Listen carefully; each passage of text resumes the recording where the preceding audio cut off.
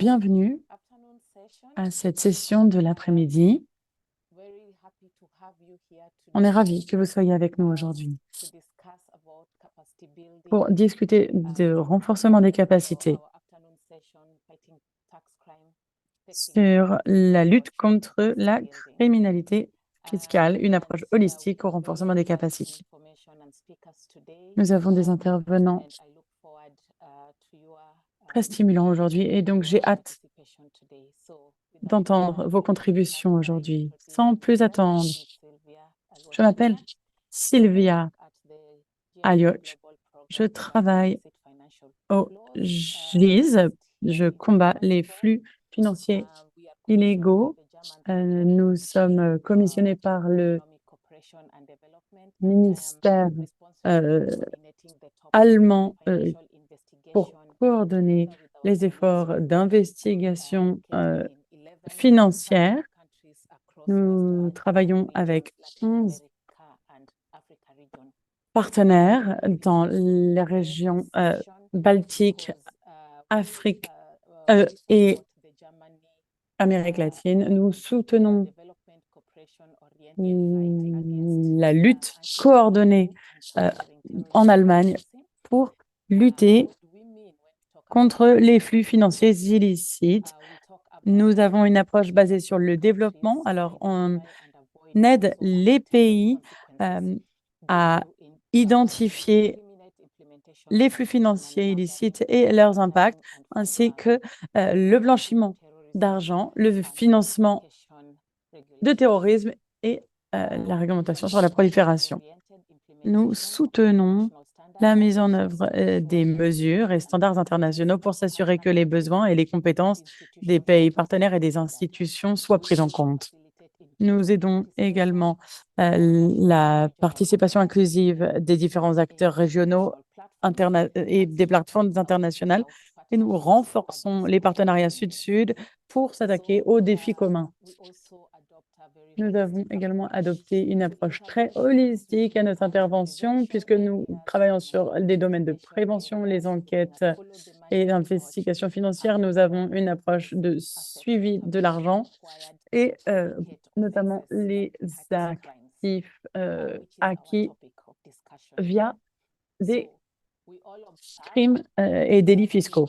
C'est ce sur quoi nous allons nous concentrer aujourd'hui, notamment parce que les flux financiers illicites sont surtout néfastes pour les pays en développement et empêchent la sécurité et le développement de ces pays.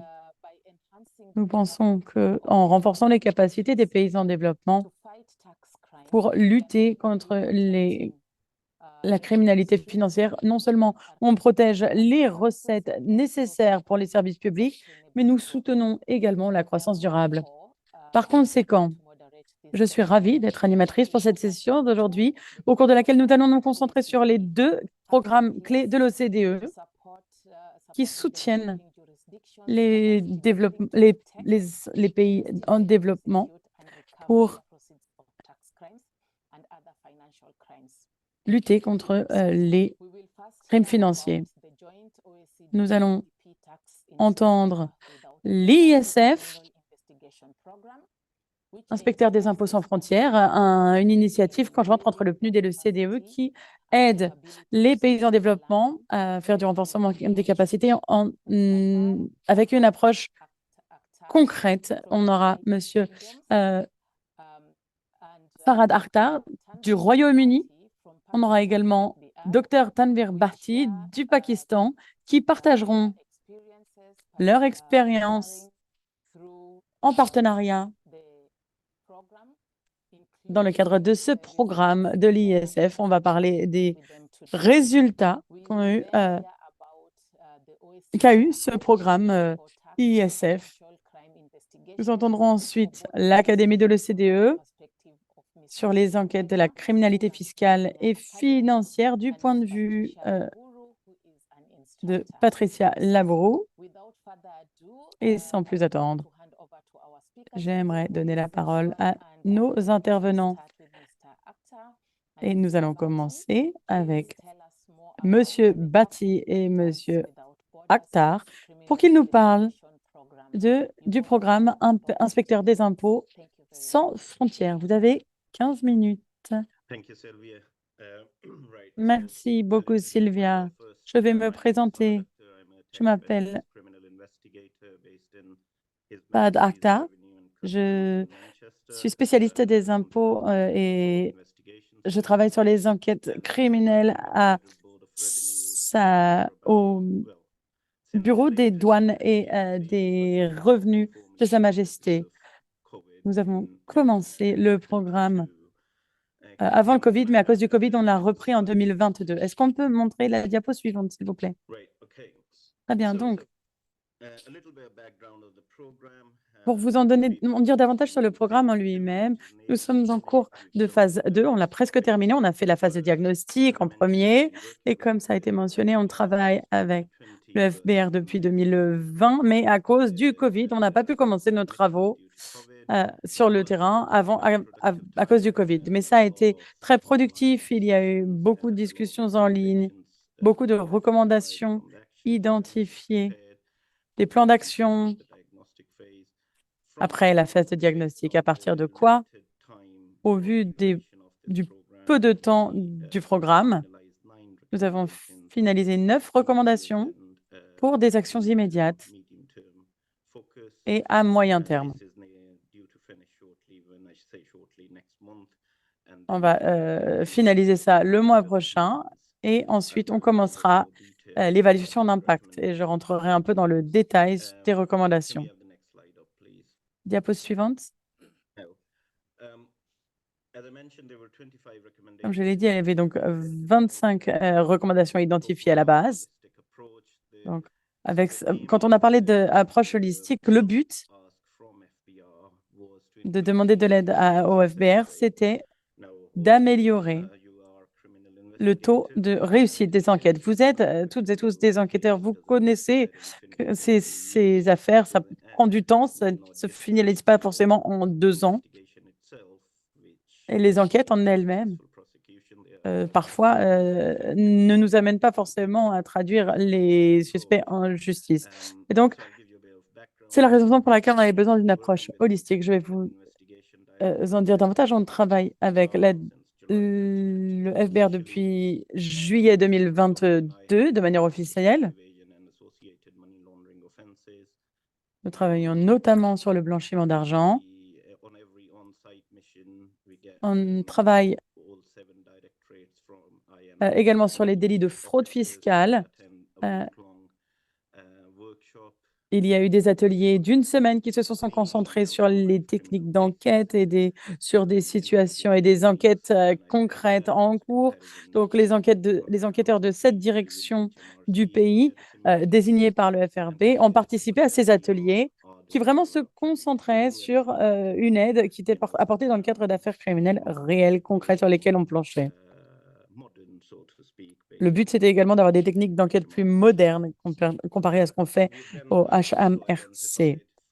On a également identifié 4 agents dans le cadre d'un groupe de travail, un groupe de discussion même, qui planchait vraiment sur le volet renforcement des capacités. Et donc, à nouveau, ils se sont penchés sur des affaires criminelles réelles en faisant du renforcement des capacités en fonction des besoins, en fonction des lacunes qu'on avait. À nouveau, une approche holistique. Et en plus de ça, après chaque session de travail, on a fait, donc, on a eu une semaine après les ateliers de travail où on travaillait sur ces dossiers. Donc, au-delà des 25 recommandations initialement identifiées et sur lesquelles nous travaillons, nous avons forcément fait plus de recommandations sur la base des problématiques auxquelles on a été confrontés, auxquelles les enquêteurs ont été confrontés.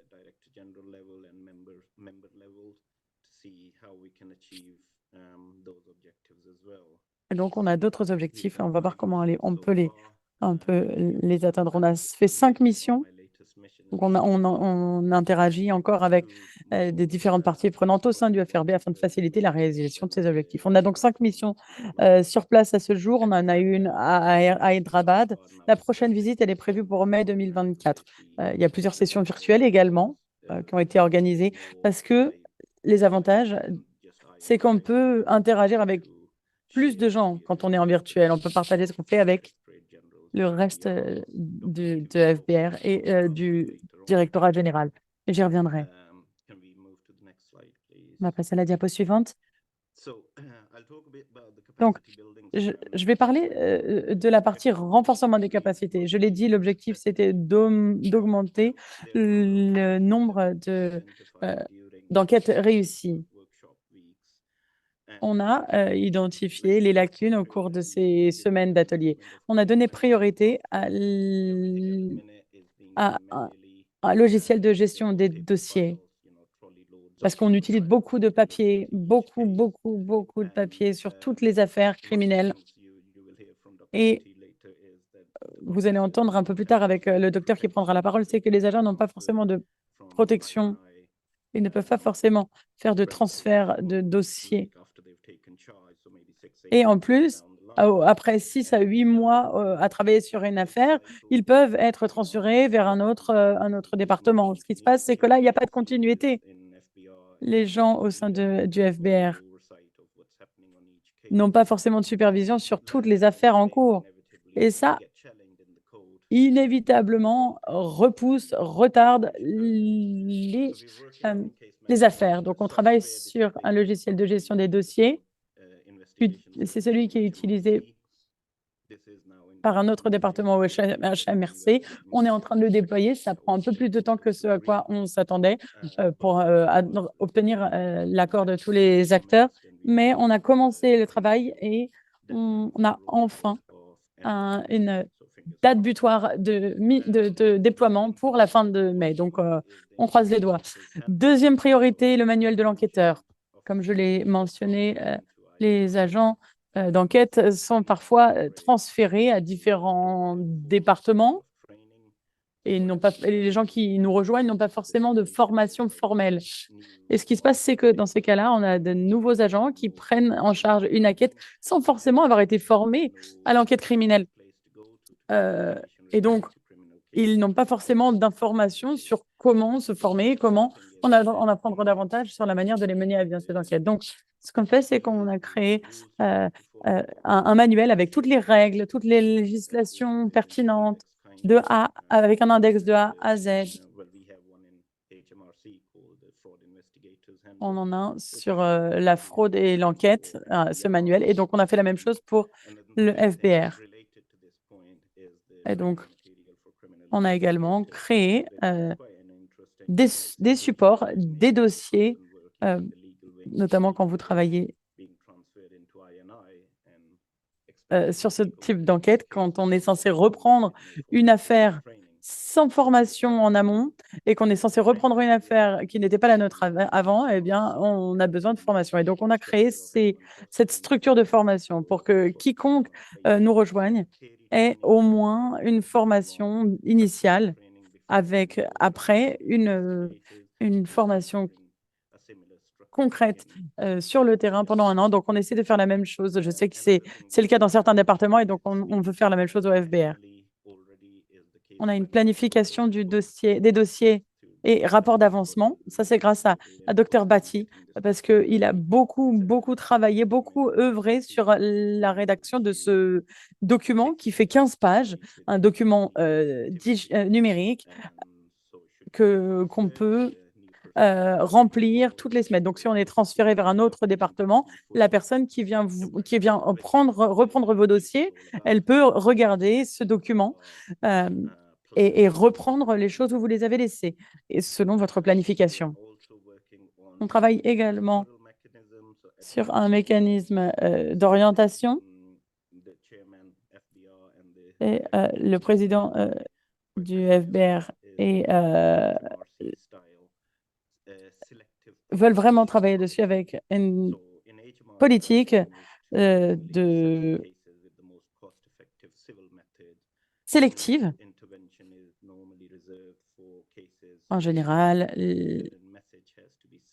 on envoie surtout les affaires au tribunal quand on pense que ça peut dissuader d'autres criminels à l'avenir. Or, le FBR n'a pas cette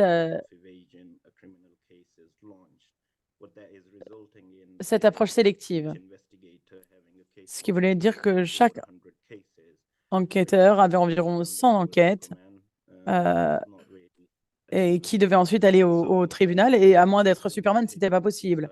Donc, on essaye d'utiliser le même mécanisme d'orientation du HSMR pour être plus sélectif dans nos interventions, pour voir quelles options sont disponibles pour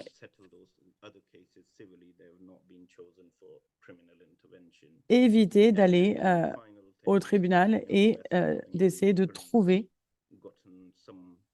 un accord, une entente. Et on travaille également sur la protection des droits fonciers. Donc, quand quelqu'un est transféré dans notre département, on essaie de faire en sorte que les personnes soient transférées et qu'il y ait non seulement la formation, mais en plus qu'ils soient formés sur les affaires en cours pendant plusieurs semaines. Et ensuite, on essaie de faire en sorte que les gens restent 3 à 4 ans.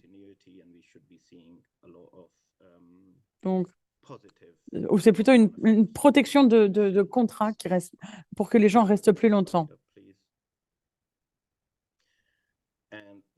Diapo suivante. Nous avons sélectionné une affaire de chaque directorat, chaque département.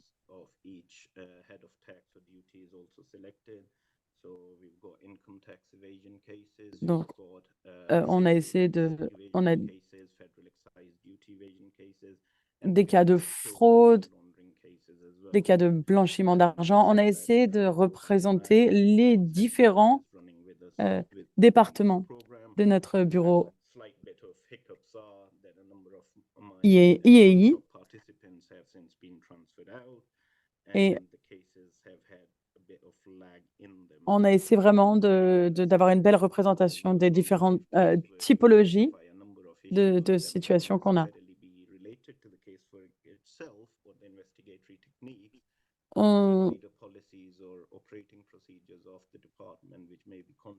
On a également développé des outils d'enquête parce qu'on sait qu'il peut y avoir à nouveau des retards parce qu'il y a des gens qui sont transférés. Donc, il y a eu des recommandations qui ont été faites, qui ont été envoyées au directeur.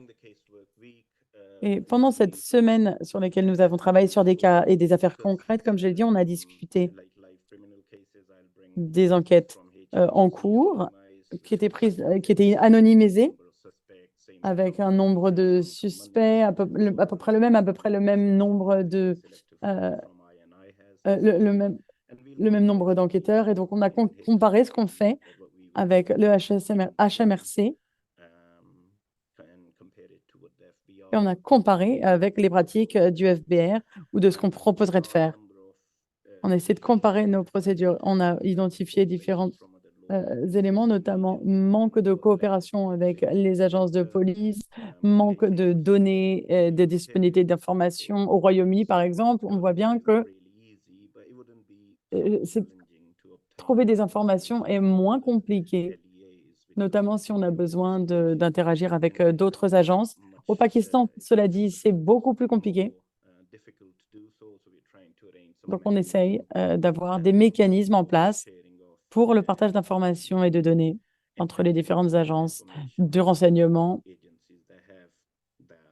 qui ont accès à ces informations. Dans le cadre de cette semaine sur des affaires en cours et des affaires concrètes, on a discuté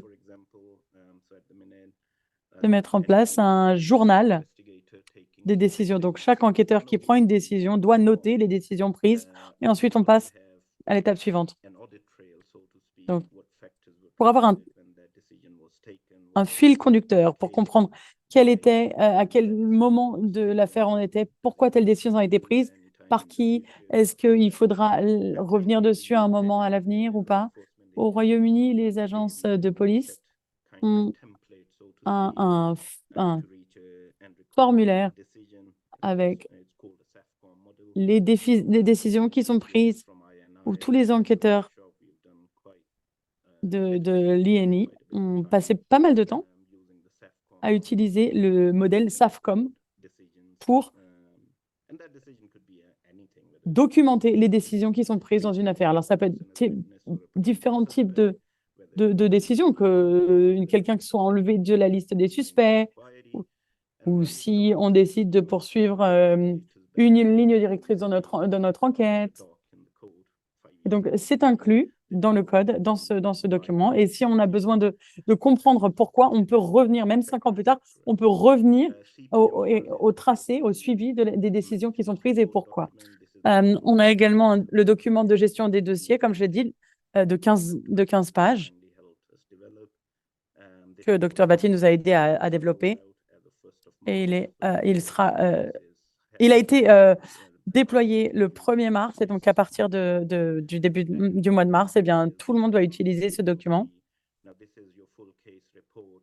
avec un rapport dans lequel on inclut toutes les preuves qui seront proposées ensuite et présentées au tribunal pour voir si on peut ou non procéder à un procès. Le HMRC, à la base, a commencé à avoir des discussions avec le procureur et les bureaux du procureur. Et c'est notre département qui ensuite amène au tribunal les affaires. Et donc, on essaye de rentrer en contact également avec les acteurs pour voir les preuves dont on a besoin, pour voir si on a la bonne approche et si on a suffisamment de preuves. Donc, c'est ce qu'on essaie de faire également au FBR, et on le fait jusqu'à ce que l'enquête soit terminée. Et ensuite, il y a un avocat qui est nommé, parce qu'on n'en a pas en interne au FBR. Mais parfois, c'est trop tard pour faire quoi que ce soit d'autre. L'enquête est déjà ficelée, le procureur a déjà l'affaire dans ses mains. Et donc, il est trop tard pour revenir. Et donc, le système Chaland et MGO3, on essaie de le mettre en place pour nos affaires, pour être en contact avec le procureur de manière constante. Je suis désolée, nous n'avons plus beaucoup de temps, donc je vais vous demander de conclure. Oui, passons à la diapo suivante.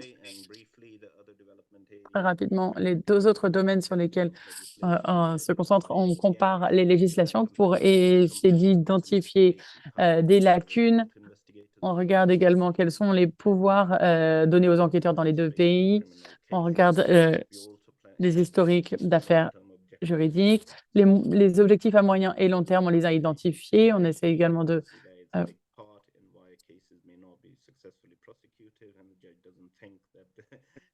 nous savons les crimes des cols blancs sont également des crimes, et donc on travaille également sur des comparaisons. On regarde les jurisprudences, on fait des ateliers avec le magistrat, avec également le procureur, et on fait de l'échange d'informations. Je donne la parole à mon collègue. Diapo suivante. Donc, nous travaillons avec diapo précédent d'ailleurs même.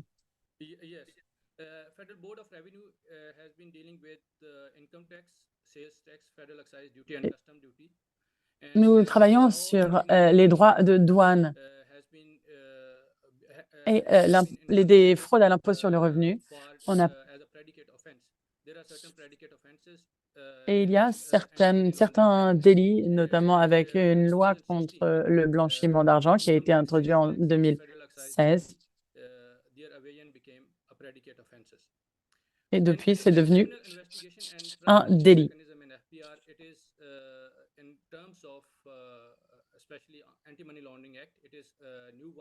Et nous avons donc cette nouvelle loi. Et il y avait déjà un mécanisme d'enquête et de poursuite pénale existant. Mais pour ce qui est de la loi sur le blanchiment d'argent, elle a été intégrée en 2016. Et donc, il y a encore un système manuel de gestion des dossiers, malheureusement. En plus, si on compare à l'HMRC, ils ont des milliers d'enquêteurs au Royaume-Uni, alors qu'au Pakistan, il n'y en a qu'une cinquantaine, ce qui signifie que les gens ont une charge de travail trop importante. Et en plus, les gens ont besoin de formation après la ratification de la loi sur le blanchiment d'argent. Euh, Étant donné que récemment, l'impôt sur le revenu, les fraudes à l'impôt sur le revenu et d'autres ont été incluses comme des crimes judiciaires et des crimes financiers, eh bien, il y a besoin de davantage de formation. Il y a également euh, une lenteur des poursuites judiciaires et c'est ce sur quoi on s'est attardé. Et il y a un mécanisme de poursuite parallèle et un besoin de plus d'échange d'informations. Il n'y a pas assez d'avocats. Il y a des conseillers juridiques, mais on n'a pas assez d'avocats qui peuvent prendre ces affaires et les amener au tribunal. On a également des systèmes lacunaires de poursuite pénale.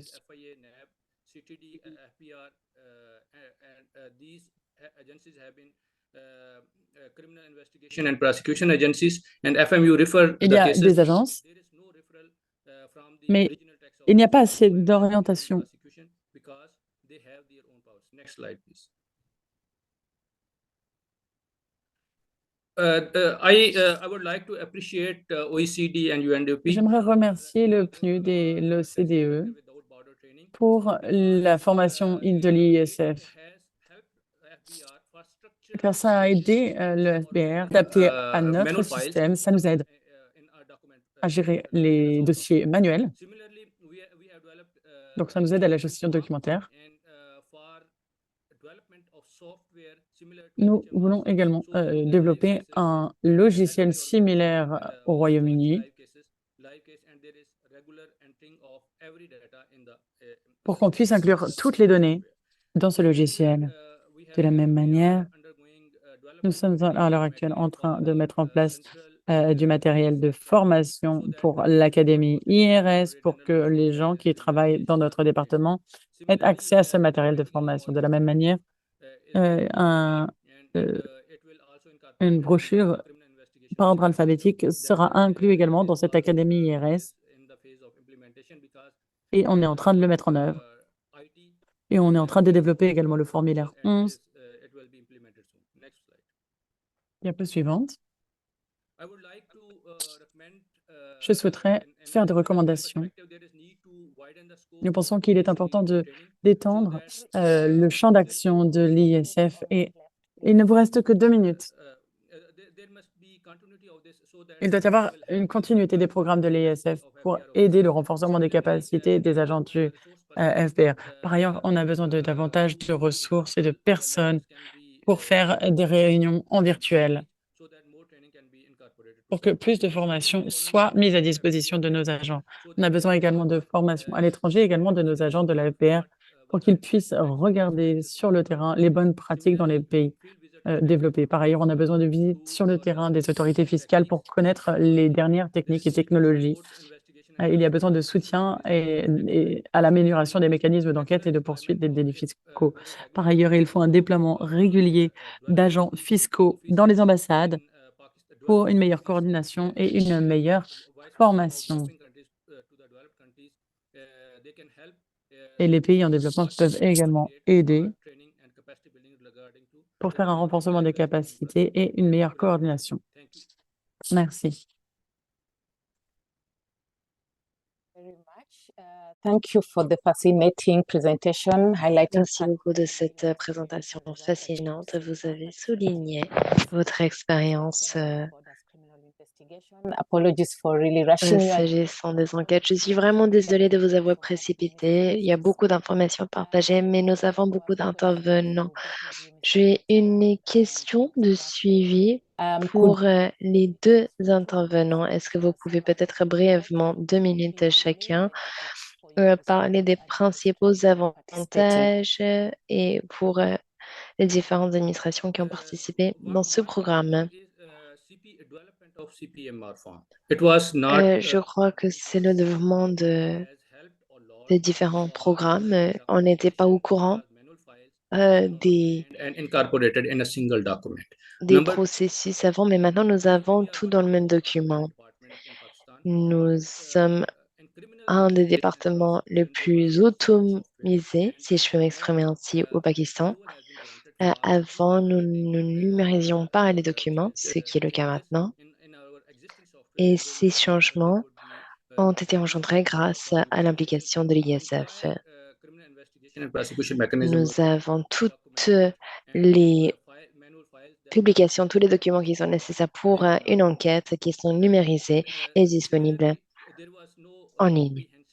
Dans la même veine, il n'y avait pas de matériaux de formation complet liés aux enquêtes criminelles, fiscales au Pakistan. Et nous sommes en train de travailler sur des modules de formation pour les officiers. Et nous avons maintenant des documents qui sont classés par ordre alphabétique, ce qui n'était pas le cas avant, ce qui aide ceux qui cherchent un article en particulier, un document. C'est grâce à M. Fahad que nous avons pu vraiment peaufiner les différents mécanismes et grâce à ses compétences en communication. Il nous a beaucoup aidés et il a également travaillé au sein des autorités fiscales britanniques. Il a vraiment pu apporter sa pierre à l'édifice au Pakistan en faisant de bonnes suggestions pour les changements nécessaires. Nous avons des propositions qui seront envoyées au mois de juin et quelques changements juridiques et législatifs seront proposés. Merci beaucoup. Merci au Monsieur Akhtar et Monsieur Bati. Je souhaite attirer votre attention parce qu'il y a des questions qui seront posées, mais on ne pourra pas répondre aux questions.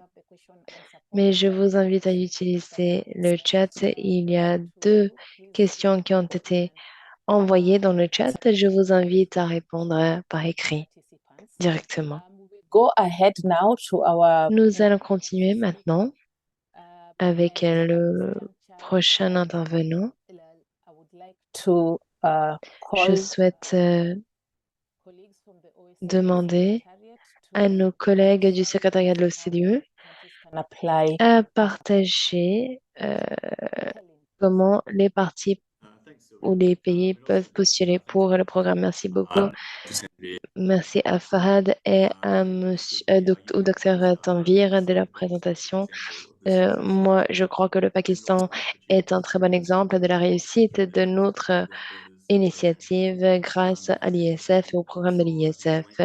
Comme on l'a déjà vu, la longueur des présentations on dit longue sur les accomplissements. Bonjour à tous et à toutes. Je m'appelle Kylian Mekona. Je fais partie du secrétariat. Je travaille à l'OCDE ici à Paris. Très brièvement, je vais vous présenter la manière dont vous pouvez donc postuler pour ce programme. Je passe à la diapositive suivante. Tout d'abord, il y a certaines considérations, certaines choses à prendre en compte. Donc, votre agence mène-t-elle des enquêtes fiscales criminelles? Nous savons dans certaines juridictions, c'est l'IRA, donc le service des impôts, qui n'est pas nécessairement l'agence chargée d'enquêter sur les délits fiscaux et financiers. L'administration d'accueil est donc l'administration fiscale du pays d'accueil qui reçoit et gère l'assistance des experts dans le cadre des programmes de l'ISF. Elle est le partenaire principal d'un programme ISF et assume également la responsabilité, par exemple, d'obtenir l'adhésion d'autres organismes nationaux concernés pour contribuer au programme. À ce titre, l'administration haute est également responsable de la mise en œuvre d'un cadre national approprié pour les programmes de l'ISF et de la sélection d'un expert approprié parmi les proposés par le secrétariat de l'ISF afin de garder une confidentialité. Et avant de s'engager dans un programme ISF, l'administration d'accueil doit s'assurer que la demande d'assistance s'inscrive dans les objectifs plus larges de l'administration d'accueil et qu'elle est adaptée aux capacités existantes de ces fonctionnaires et de l'administration fiscale dans son ensemble.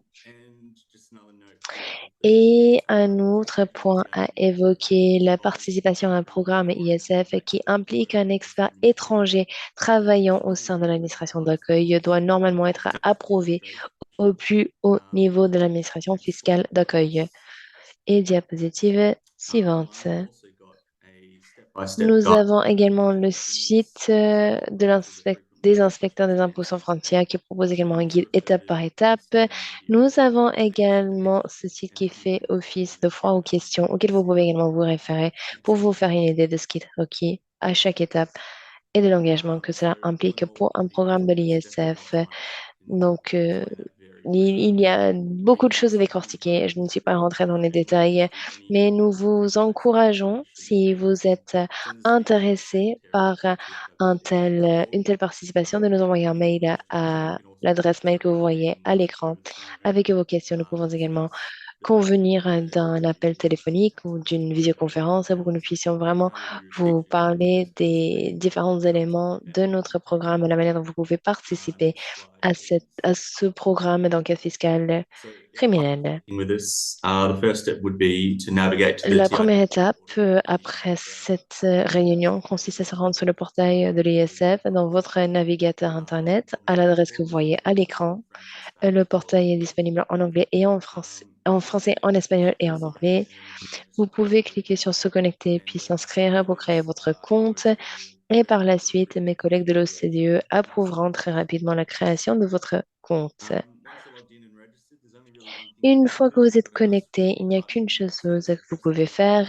Il y a un bouton Demander un programme de l'ISF. Vous pouvez cliquer dessus. À partir de là, nous avons un formulaire très intuitif qui sera chargé pour que votre agence le remplisse. Là, nous sommes en cours ou dans le processus de mettre à jour les différents programmes. Nous souhaitons augmenter la qualité des informations fournies et nous souhaitons également simplifier l'opération du programme. C'est important ici de sélectionner enquête fiscale et criminelle comme type d'aide demandée. Ensuite, il vous sera demandé de fournir les coordonnées de l'agence d'enquête sur la criminalité fiscale concernée, donc pour votre agence, et de préciser les autres parties prenantes, la police nationale, l'équipe de renseignement. Et le fait de remplir ces informations de manière exhaustive aidera le secrétariat de l'ISF à étudier les agences partenaires potentiels et les experts de l'ISF associés au programme potentiel de votre agence. Et une fois ce formulaire rempli, l'équipe de l'ISF l'examinera et vous contactera pour discuter plus en détail des possibilités de programme, l'ISF et de l'engagement requis. Alors, ce n'est pas uniquement pour les administrations d'accueil. Nous pouvons également aider des partenaires. Nous essayons d'encourager de manière active toute agence qui fournit de l'assistance à postuler également. Donc, si je dois vraiment terminer sur ce, si vous avez besoin de davantage d'informations ou si vous êtes intéressé, n'hésitez pas à nous envoyer un mail à l'adresse mail que vous voyez à l'écran et mes collègues et moi-même vont organiser un rendez-vous pour que nous puissions en parler. Merci beaucoup. Et je suis vraiment désolée, il y avait beaucoup d'informations à partager, mais nous n'avons pas beaucoup de temps sans plus attendre. Je souhaite demander à notre prochaine intervenante. C'est Madame Eunice Djenga au sein de Kenya. l'école kenyane d'administration fiscale, autorité fiscale du Kenya. Younes, bonjour. Vous avez 5 minutes. Allez-y. Bonjour à tous et à toutes. Oui, merci. Donc, je ne sais pas où vous êtes, mais il est déjà le soir pour nous à Nairobi. J'imagine que pour certains participants, il est encore le matin. Je suis ravie de pouvoir participer à cette discussion. Nous allons parler de la lutte contre la criminalité fiscale, une approche holistique pour le renforcement des capacités. Je vais vous parler de quelques accomplissements en tant qu'Académie de l'OCDE et nous passons à la diapositive suivante. Pour commencer, pourquoi nous existons en tant qu'Académie africaine et pourquoi le Kenya est le pays hôte de l'Académie? Nous souhaitons donner aux pays africains les moyens de lutter contre les flux financiers illicites. C'est notre objectif. Et nous souhaitons également mettre en place un échange de renseignements, de connaissances et de bonnes pratiques, ce qui nous aide euh, dans nos travaux. L'académie est accueillie à la Kenya School of Monetary Studies à Nairobi. Donc, et au sein de l'autorité fiscale du Kenya. Donc, nous organisons les activités en tant qu'autorité fiscale du Kenya, mais si on parle des bureaux, des locaux, il s'agit de l'école kenyane d'administration fiscale. L'académie est soutenue par la coopération allemande et je souhaite remercier l'Allemagne de son soutien.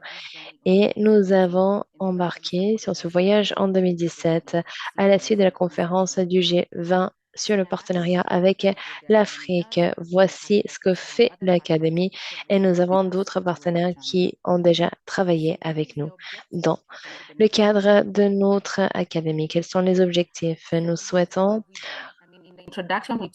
renforcer les capacités. Nous avons parlé des accomplissements et je suis ravie de vous dire que depuis notre lancement, nous avons formé plus de 700 enquêteurs en criminalité financière de 38 pays africains. Cela couvre différents domaines. Nous avons différents candidats qui postulent et très souvent, nous sommes obligés de leur dire non. Nous sommes ravis de dire que dès sa conception, nous avons commencé avec 3 pays et maintenant nous avons entre 33 et 38 pays africains qui participent. Alors, quels sont les domaines couverts? Nous avons différents domaines qui sont couverts, mais je vais vous parler des points de focus, les enquêtes financières. Dans certains programmes, nous regardons également la fraude, les actifs virtuels, euh, ce qui a généré beaucoup d'intérêt. Donc, comment récupérer l'argent. Nous avons la lutte contre la corruption et un autre programme est lié au pot de vin. Et enfin, nous couvrons également les programmes liés au blanchiment d'argent et la lutte contre le blanchiment d'argent. Ces programmes n'ont pas seulement attiré des autorités fiscales, mais également d'autres agences qui souhaitent participer au processus. Donc, ce n'est pas uniquement les autorités fiscales, mais d'autres agences qui sont intéressées. À titre d'exemple, au Kenya, on a eu la commission de lutte contre la corruption qui s'y est intéressée, les services de renseignement. Donc, voici le programme ou ce qui couvre par le programme. Quels sont les objectifs? Depuis son lancement, l'objectif de ce programme est de répondre aux besoins spécifiques des pays africains. Ce qui s'est passé, c'est que l'Académie fait une analyse de questions réussites. C'est très important de noter que euh, certains des anciens participants se sont devenus instructeurs à l'académie et dans les administrations nationales. Non seulement ce sont des enseignants pour les 4 domaines de focus, mais dans certains cas, ces participants sont également embauchés par les administrations nationales. C'est un autre exemple de réussite Nous avons fait des formations des formateurs et des facilitateurs qui sont devenus des instructeurs. Si je pense aux autres objectifs, nous avons la durabilité de la diffusion des connaissances en encourageant une culture d'apprentissage continu. Voici ce que nous avons accompli et les faits marquants s'agissant des programmes déployés. Nous voyons également, You, Sylvia, I hope I have et je vous cède la parole maintenant, je sais que j'ai utilisé les 5 minutes. Merci beaucoup, Younis. Et je vais peut-être poser en aval. Nous passons à notre prochaine intervenante, Madame Patricia Labourou, qui travaille pour le Secrétariat national pour la lutte contre le blanchiment d'argent et le financement du terrorisme en Uruguay et qui est à la fois instructrice et ancienne participante de l'Académie d'Amérique latine basée en Argentine. Patricia, vous avez la parole. J'aimerais vous entendre s'agissant de votre expérience en tant que participante, mais également instructrice. Allez-y. Bonjour à tous et à toutes. C'est le matin en Uruguay. Merci beaucoup de cette présentation, Sylvia. Je voudrais remercier l'OCDE et Academia pour cette invitation. C'est un honneur pour moi de participer à cette session avec des professionnels remarquables de différentes régions du monde. Si différents, mais avec un objectif commun, à savoir la lutte contre les flux financiers illicites qui causent tant de dommages à nos économies et à nos sociétés. S'asseoir à une table comme celle-ci, même si elle est virtuelle, et parler d'un sujet commun élimine nos barrières géographiques, mais également linguistiques. Et je crois que grâce au fait que nous travaillons ensemble, nous éliminons nos barrières géographiques et linguistiques. Et pour lutter contre les délits fiscaux, le blanchiment d'argent, les délits financiers qui sont généralement de nature transnationale, l'échange d'expériences, de bonnes pratiques, des bonnes expériences et la coopération sont nécessaires. Entendre ce que d'autres pays ont fait dans cette lutte. Et je crois que si l'on a ces informations s'agissant des réalités des autres pays, nous pouvons partager tout cela ensemble. Et c'est pour ça que je me félicite de la tenue de cet événement et de tous ceux qui ont eu lieu au cours de ces 2 jours. C'est à mon tour de parler de l'Académie d'enquête des délits fiscaux et financiers de Buenos Aires, donc de l'Amérique latine. Et j'ai connu l'Académie, probablement comme beaucoup d'entre vous, dans l'assistance en manquement au cours en tant qu'étudiante. Et je dois vous dire que c'est la réalité pour les différents participants qui sont là avec nous aujourd'hui. Et je dois vous dire que cette première expérience a déjà été très enrichissante. J'ai pu travailler et rencontrer des collègues avec lesquels je suis toujours en contact en échangeant des expériences, des connaissances, des bonnes pratiques. Ce que je souhaite souligner aujourd'hui, donc, c'est exactement cela, s'agissant de la formation de l'académie, c'est la qualité des formateurs. Euh, je voudrais souligner le rôle des animateurs dans les différents cours auxquels j'ai participé. C'était des animateurs et qui sont devenus des amis. Et je souhaite vraiment souligner ce rôle. J'ai eu de la chance d'avoir d'excellents animateurs euh, qui ont aidé à ce que la formation soit de qualité meilleure. Nous avons eu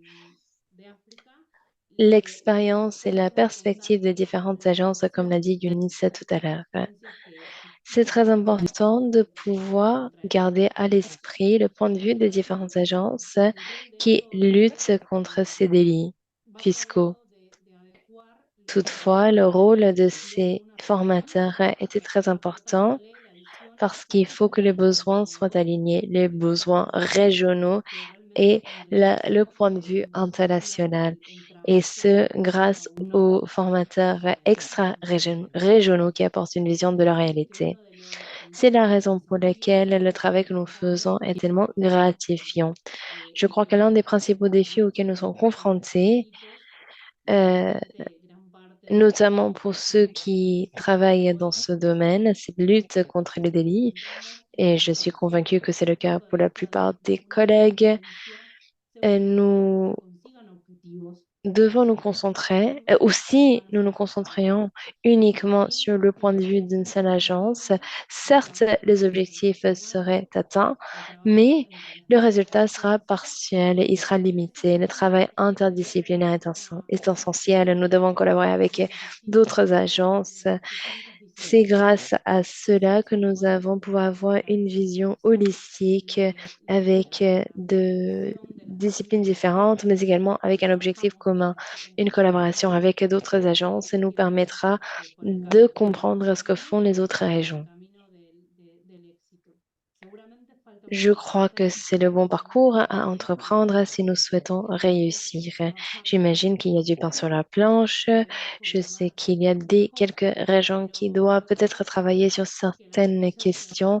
Nous devons avoir une meilleure coordination, mais je crois que nous avons déjà des bonnes racines et nous allons réussir à l'avenir. En même temps, je souhaite souligner qu'après avoir fait cette formation, j'ai participé en tant que formation pour formateur. Et pendant cette formation, j'ai pu confirmer tous les concepts que j'ai mentionnés précédemment et cela m'a également donné les outils fondamentaux pour faire mes présentations, pour partager mes expériences et améliorer la manière dont je partage mes connaissances avec d'autres.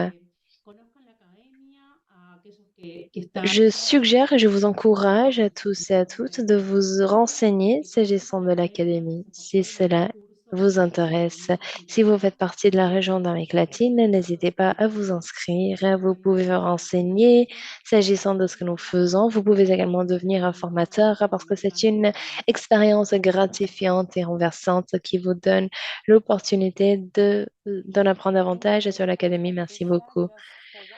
Merci beaucoup, Patricia. Donc, j'ai une autre question. Il est évident qu'il y a une grande volonté de s'engager dans le renforcement des capacités et cela peut parfois donner l'impression d'être un espace surpeuplé, ce qui peut également peser sur les ressources des pays en développement. Alors, comment les parties prenantes impliquées dans le renforcement des capacités en matière de lutte contre la criminalité fiscale peuvent-elles s'assurer que le soutien apporté soit à la fois efficace et efficient? Une minute.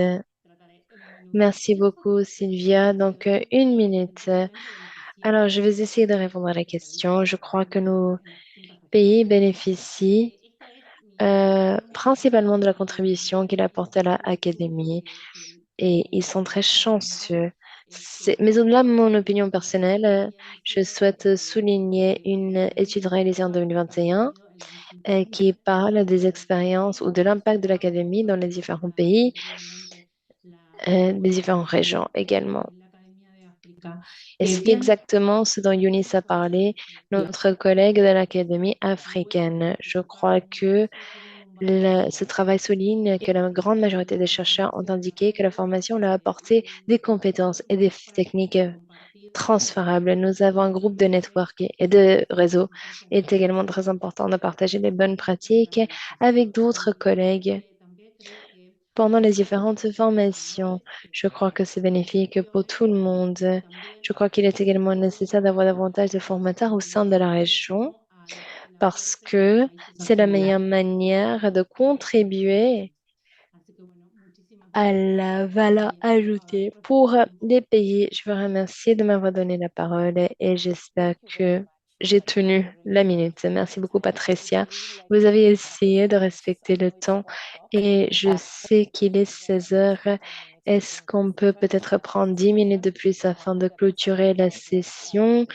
Il nous reste 10 minutes et je vais demander au secrétariat de partager des informations sur les modalités de candidature à un programme de l'Académie. Donc, 10 minutes, s'il vous plaît, Sonia.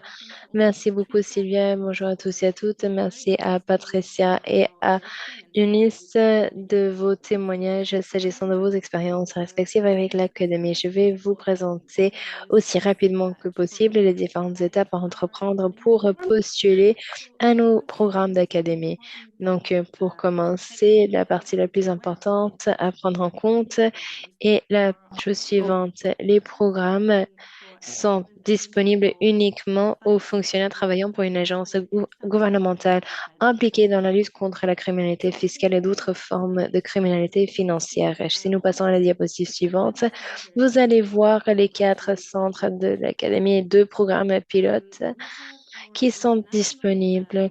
Nous avons un centre international qui est disponible pour toutes les parties prenantes partout dans le monde et les centres régionaux également qui sont couverts. Nous avons le centre africain qui se trouve au Kenya. Nous avons également le centre d'Amérique latine et des Caraïbes à Buenos Aires, en Argentine. Et nous avons également un autre centre au Japon qui couvre la région Asie-Pacifique.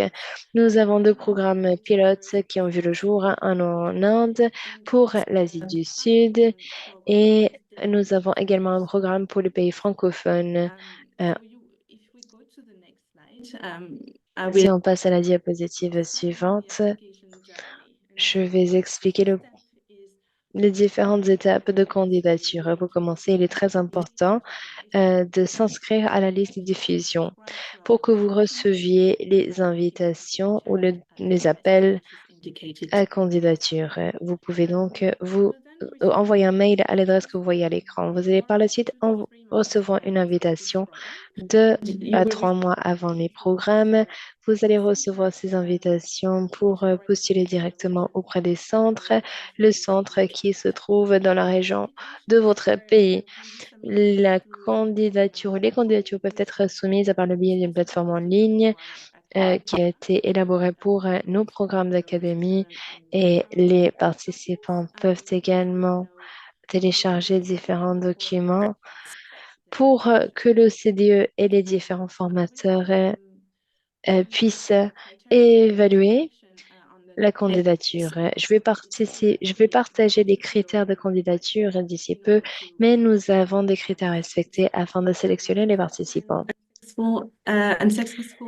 La, L'étape 5 comprend la notification des résultats, y compris les informations sur les actions requises, et ce, 10 jours après la clôture du processus. Et pour ceux qui réussissent, vous allez pouvoir vous inscrire. Il s'agit de l'étape 6 et vous ferez partie de l'académie, qu'il s'agisse d'une participation virtuelle ou en présentiel. Diapositive suivante, je vais vous présenter les critères principaux dans la sélection des candidats, comme j'ai déjà mentionné. Il faut être, euh, donc nous nous assurer que ce soit bien, bel et bien des fonctionnaires travaillant pour une autorité de lutte contre la criminalité financière. Il faut également une expérience avérée en matière d'enquête, de poursuite et ou de recouvrement d'avoirs liés à des délits financiers. Et pour ces programmes particuliers, nous évaluons les connaissances particulières. Un autre élément très important, nous avons besoin d'une approbation écrite et signée du cadre supérieur pour participer au programme.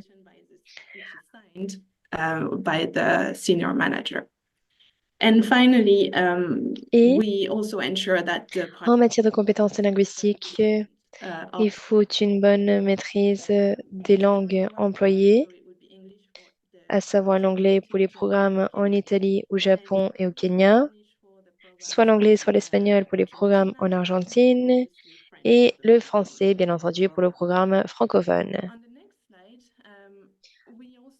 Diapositive suivante, nous avons les critères secondaires qui sont pris en compte, y compris la diversité des gens, qui est conforme aux exigences de l'OCDE. Nous souhaitons qu'il y ait une parité parmi les participants. Nous prenons en compte également les diversités géographiques pour que toutes les différentes régions et tous les pays soient représentés. Nous œuvrons à ce qu'il y ait une représentation de l'ensemble du gouvernement, c'est-à-dire tout type d'agence, pour que ce soit une bonne opportunité de réseautage. Nous regardons la participation à des programmes antérieurs des candidats. La priorité est donnée à ceux et celles qui n'ont jamais participé à un de nos programmes. On peut recevoir des demandes spéciales fondées sur les intérêts stratégiques de l'organisation. Ou peut-être quelqu'un qui a des compétences qui seraient avantageuses pour les autres participants. Mais c'est vraiment une évaluation à part qui est faite par l'OCDE. Et enfin, un élément très important, c'est le financement. Les participants qui assistent au programme en présentiel doivent couvrir les frais de voyage et les frais connexes. Et bien sûr, les cours virtuels sont gratuits. Sur ce, je crois que j'ai couvert la plupart des étapes pour que vous puissiez postuler et faire partie de l'académie. Nous allons essayer. Vous pouvez nous contacter par mail également. Et sur ce, je rends la parole à Sylvia. Merci beaucoup. Merci beaucoup, Sania. Et merci aux différents intervenants. Merci aux différentes organisations et agences qui sont présents pour rendre ce type d'événement possible. J'ai noté les possibilités accrues pour les juridictions développées et en développement de contribuer au renforcement des capacités en matière de criminalité fiscale. Les partenariats bilatéraux tels que ceux proposés dans le cadre de l'initiative de l'ISF et pour les enquêtes criminelles étant l'un des moyens les plus efficaces pour qu'une juridiction puisse offrir son soutien à une autre, que ce soit dans la région ou à l'étranger. Notez que si chaque juridiction présente offrait son soutien à une seule autre juridiction, l'impact sur les efforts mondiaux de répression de la criminalité fiscale et d'autres formes de criminalité financière serait immense. Cela marque la fin de notre 4e édition des journées de la fiscalité et développement de l'OCDE. J'espère que vous avez apprécié votre participation aux différentes sessions.